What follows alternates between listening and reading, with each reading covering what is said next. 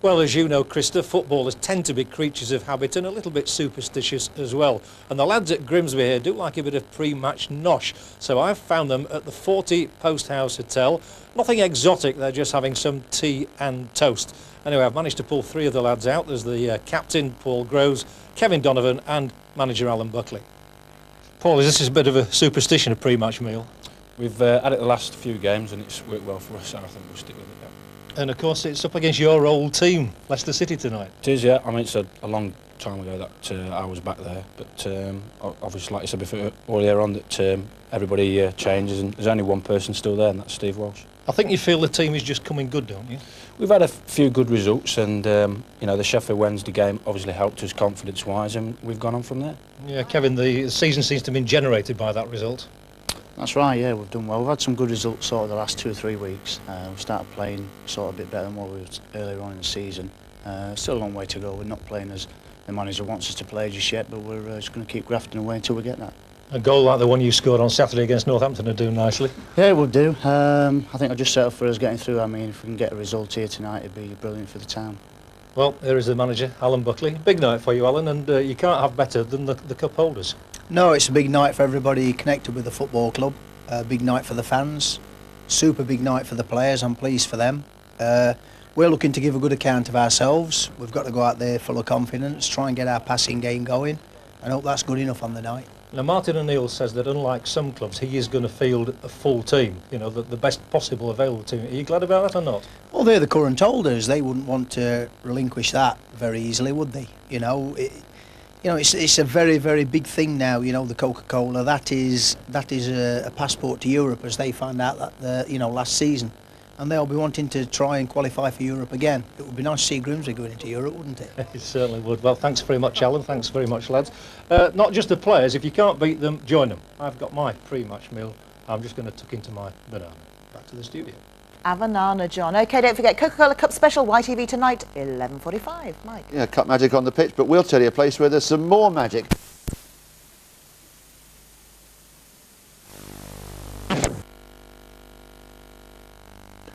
Now, Yorkshire football action in the Coca-Cola Cup Special.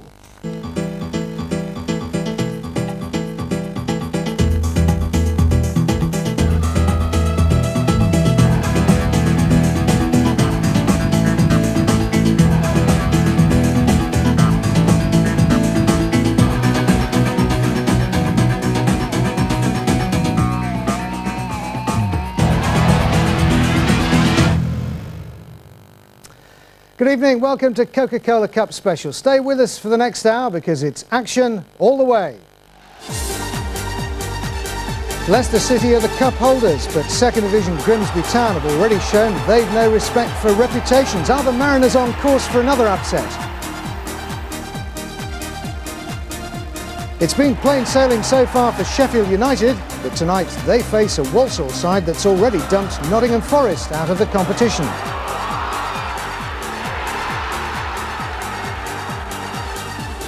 For Barnsley, the Cups come as welcome relief. Tonight, they meet fellow strugglers Southampton. Can this be the springboard to Premiership survival?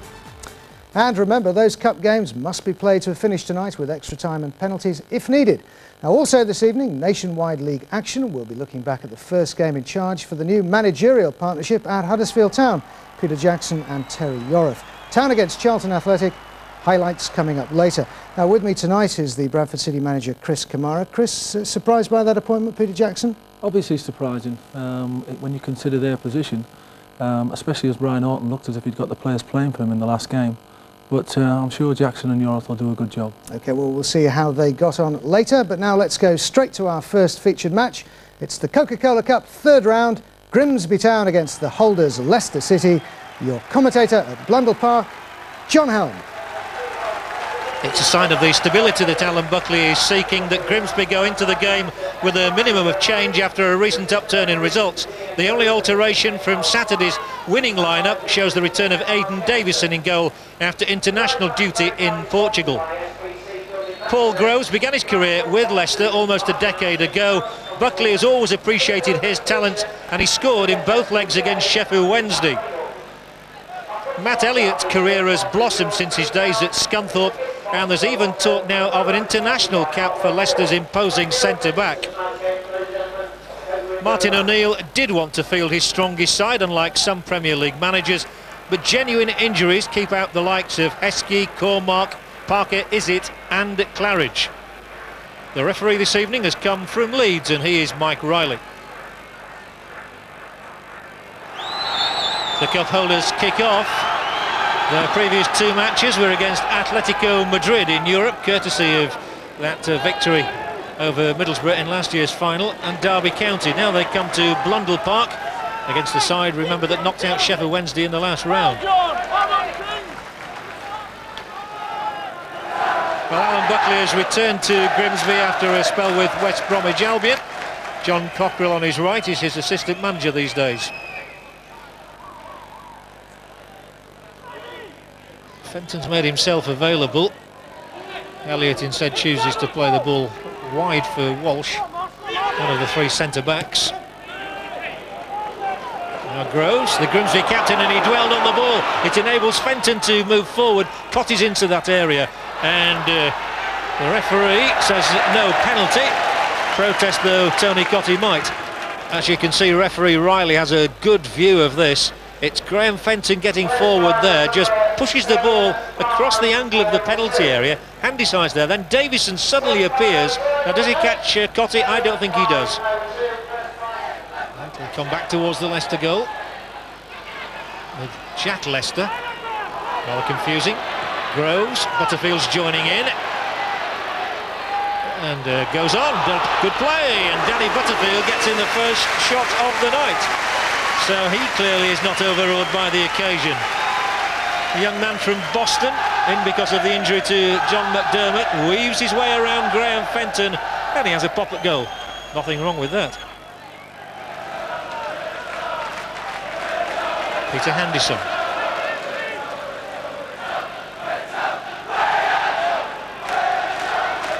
Butterfield.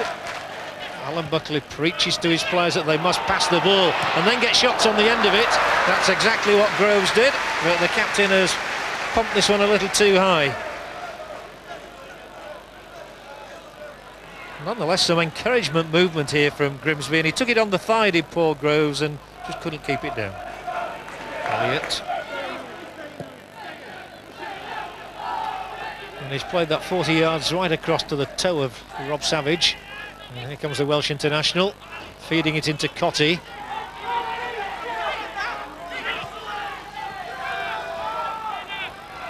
Lennon passing the ball around impressively. Elliott always gets forward as often as possible to join in. He loves scoring goals, despite the fact he's a centre-half. This is good play, and this is Fenton, and Graham Fenton has turned inside, and here's a great chance, and it was a block there by Graham Rodger that prevented Marshall putting Leicester ahead. Lovely build-up, and most of Leicester's best moves have involved this man Graham Fenton, and he stroked the ball into the path of Marshall, but Rodger put his body on the line.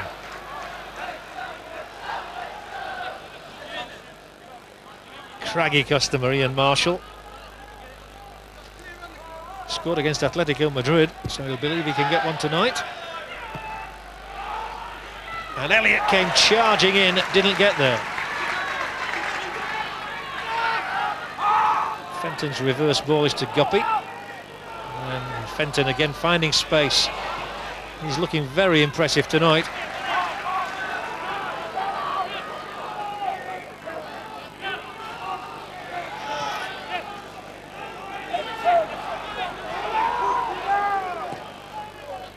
Again, Elliott. Grimsby can't get the ball at the moment. But is there a goal for Leicester here? It's Cotty. He'll turn, he'll knock it back for Savage. Dangerous ball, Marshall coming in, scores, and it was so predictable. It was coming for at least 2 minutes, that goal. And Ian Marshall merely had to make contact with the ball to be a certain scorer. Well, they've put so many passes together. In the end, it was a longer ball in from Savage. It was perfect for Ian Marshall.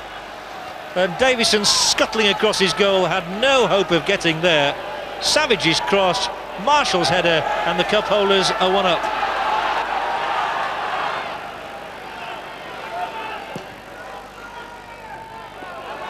Walsh was too sharp again for Nogan. And the impression generally is that Leicester are extremely sharp. Having said that, they've just conceded possession rather meekly. Nogan, and there are two ahead of him, and here comes Donovan, and Donovan has a man through on his left. Groves had got forward, Donovan just unable to find him. Otherwise, Grimsby's captain might have been in for the equaliser. It was a lovely little move, and Donovan's always dangerous in those positions, but it was just too far ahead of Groves.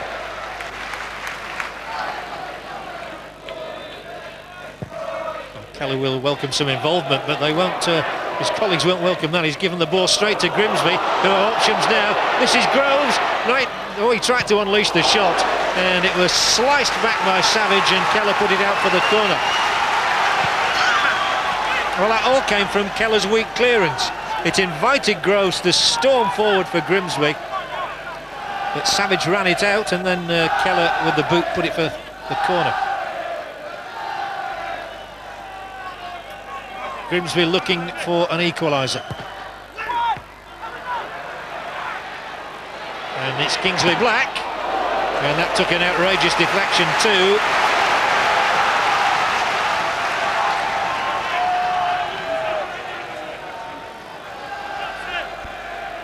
Came out to Black here, and he turned inside Fenton, but again Leicester got bodies in the way. It's deep, and it's off Elliott's head. There was a push on Elliott. Alan Buckley always has a bit to say about his sides. He's had some great days here. I remember him leading the team to promotion.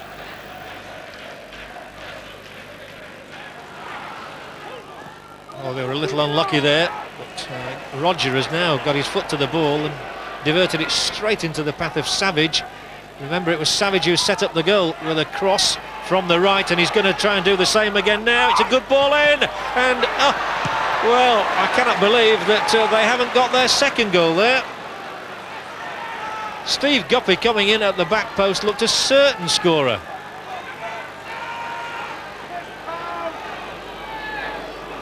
And it's these crosses from Rob Savage that are posing the biggest problem to Grimsby's defence. And maybe he'll get another one across. No, he won't. But really, it should be 2-0, because Savage has screwed the ball across there perfectly for Guppy coming in, who nods it back into the zone instead of at the net. And at half-time, there is no doubt that the cup holders Leicester are in command, thanks to Ian Marshall's goal, a diving header from a splendid Savage cross. And generally, that's been the pattern of the game. Grimsby have found it hard to put any pressure on Casey Keller at all. So half-time at Blundell Park, Grimsby 0, Leicester 1.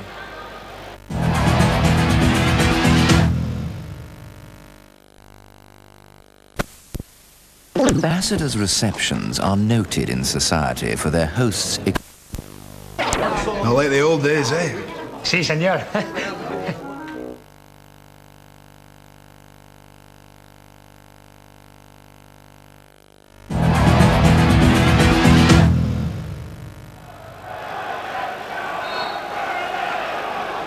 Welcome back, and a substitution right at the start of the second half for Grimsby, and one of clear intent from Alan Buckley. Needs more power up front, and so Steve Livingston is on. Kingsley Black has been sacrificed. Martin O'Neill's substitutes tonight, by the way, are two youngsters, Stuart Wilson and Sam McMahon, and a French goalkeeper rejoicing in the name of Peggy Arfexad. Decides ball, and there might be a chance here for Donovan. A good strike, and Keller just holds on. So the best moment of the night so far for Grimsby from the striker in form, Donovan, who's got 3 in the last 2 games. Got hold of that well, and on the greasy surface, Keller holds on. And Casey Keller made his name in this country with Millwall before joining Leicester at the start of last season. He's one of the best shot stoppers around. Now at the other end, Leicester looking to cement their lead.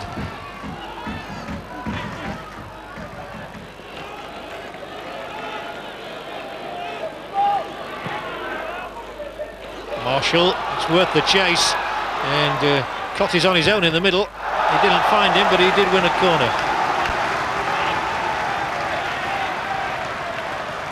Graham Roger, the defender who put that ball out.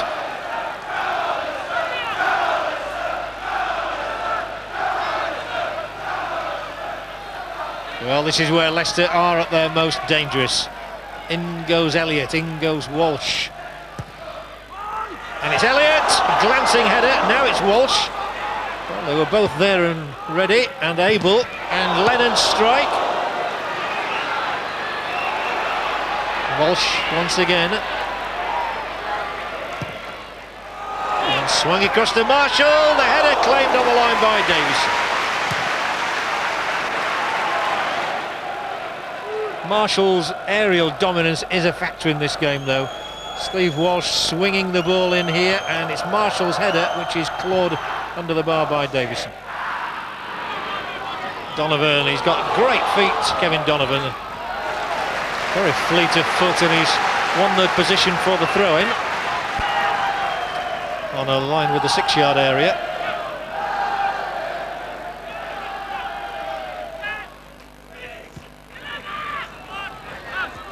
Got to get some decent service in though. Now that Livingston is up there, they've more of a chance than they had. Oh, a vital tackle there, Julian Watts. Nogan's turn. He might be forced away into that corner. Looks for support, which is there in the shape of Jobling. It'll be spread out to Gallimore. Well, he gets a second bite at the cherry, and there are a lot of bodies around here. And inside that area, here's Donovan. Oh, a great save. Livingston, a chance again now for Groves. Surely off the line. Incredible piece of play, and still it's up there. Well, that seemed to last an eternity, certainly for Casey Keller. And that was Grimsby's best spell. Gallimore was the one who started it by driving forward. It came back, and then Leicester and Nogan were all in. Donovan looked as though he might score. He'd beaten Elliott's lunge. Livingston couldn't get it past Keller's feet. Then it was Groves, and when he got on the outside of the defender, you'd have backed him, but Keller put his body across to make the save. Well, Alan Buckley will have wanted to see a little bit more passion, I imagine, from his players than he got in the first half, and he certainly got it in that incident a moment ago. Not sure what it is, but they're a little happier now. They've got the feeling that they might just get back into the match.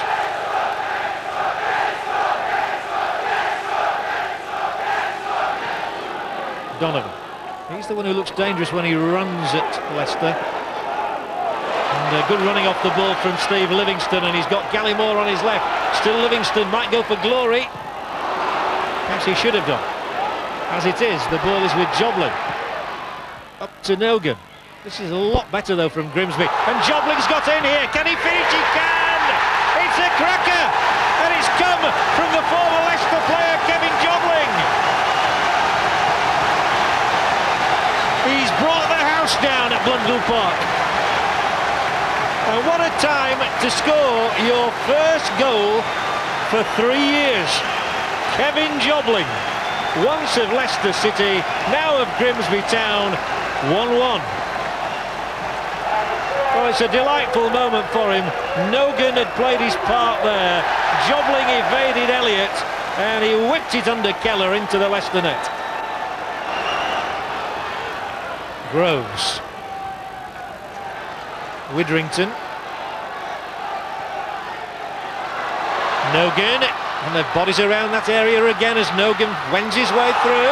Still Nogan, slips it, Donovan, brilliant save, Donovan again, Keller scrambled out. Grimsby are asking all the questions now. Do Keller and his defenders have the answers? Nogan did ever so well around the edge of that area. Elliott was at full stretch. He then tucked it back inside, and Donovan thwarted not just once but twice. Here is the corner. Rogers' header, belted out by Lennon. Well, at half-time you could not possibly have forecast that the tie would take on this sort of complexion. Leicester seem to be strolling it. It's anything but that now. As Gallimore romps forward. Straight across onto Elliott's boot. Up in the air from Groves. Livingston challenges. Kelly's missed it. It's a goal, surely. It's in. It's Livingston. It's 2-1 for Grimsby. Watts has been hurt. Keller's calling for a stretcher, I think, and certainly treatment. But the big news at Blundell Park is that Grimsby Town have come from behind to lead the League Cup holders.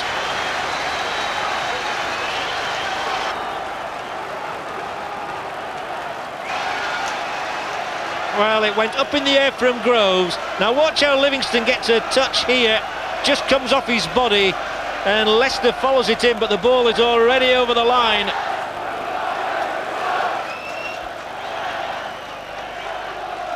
Well, now there are anxieties for Martin O'Neill. Steve Walford, his assistant there. We'll just have a look at Watts again here. He's caught by his own goalkeeper, Keller. That looks a nasty one, doesn't it? And there'll be a sympathetic round of applause for Watts as he leaves the pitch on a stretcher.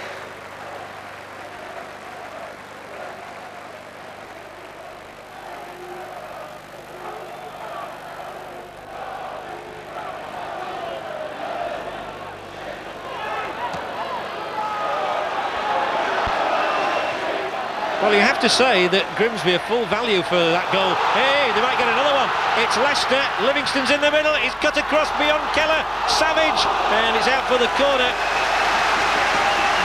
Leicester were sleeping, frankly, there. It's high. Roger coming. Chance for a third. It's in. It's Livingston. The first shot was from handy side. I think Livingston got a touch too, and from being a goal down, Grimsby Town are now 3-1 ahead of the Coca-Cola Cup holders Leicester City. Astonishing scenes at Blundell Park. Donovan's corner kick. Leicester have been struggling against set pieces. Marshall headed it against his own man, handy side forward. Livingston popped it in via Keller's right hand. And it's a third Grimsby goal in a matter of minutes. The tie turned on its head. Watch Livingston here for the touch. Leicester.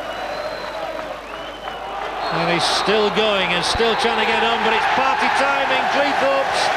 The holders are out. It's a famous night for Alan Buckley, who is congratulated by Martin O'Neill there, but they have loved every minute of this evening.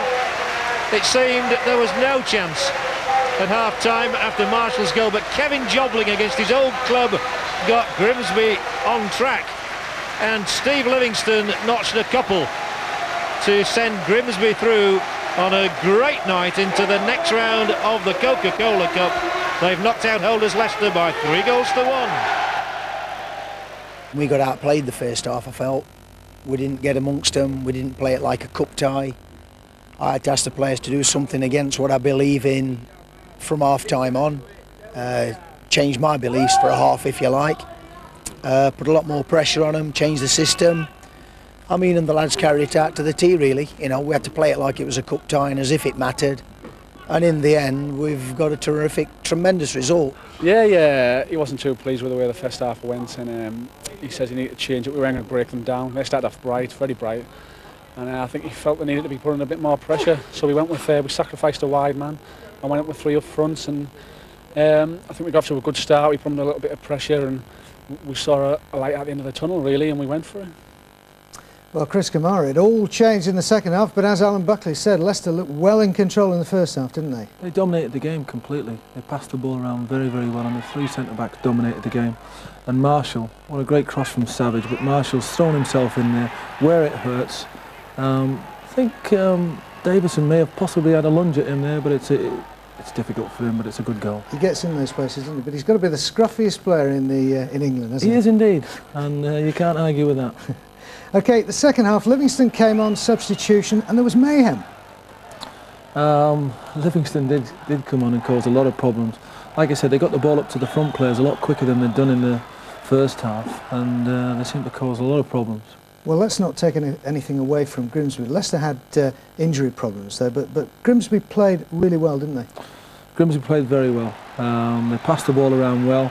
The movement and Joblin, you wouldn't believe it's 3 years since he scored a goal. Just watch the composure here. A little dummy right under Casey Keller's body. Grimsby are back in the game. Here it is again. Good little tackle in there from Jack Lester. And there's the little dummy. That's a crucial moment, isn't it? Goal. Well, after that, Leicester went to pieces. They did, and I think Martin O'Neill will be disappointed with the way they caved in. And as we can see, the second goal is just an up and under there from Groves. And Casey Keller, what's he doing? Julian Watt's just about to head the ball.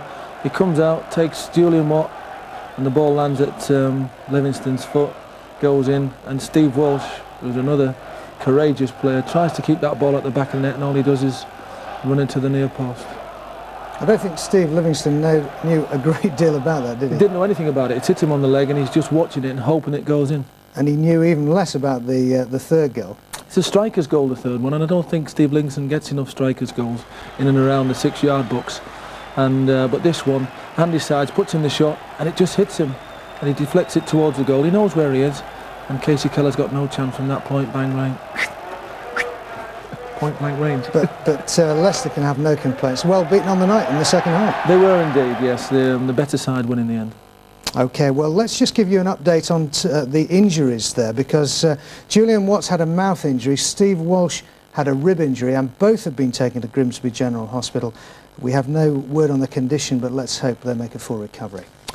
OK, now let's move on to our second match tonight. It's the All-Premiership clash at Oakwell between Barnsley and Southampton.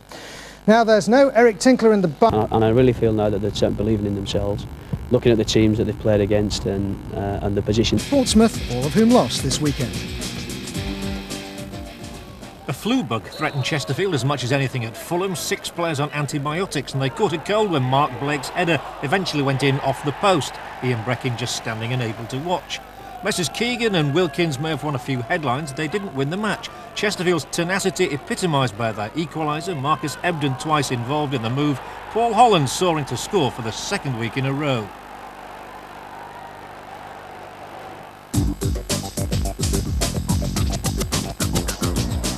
York's recent improvement, 1 defeat in 6 games, looked under threat when Wayne Hall missed with his foot, but not with his hand.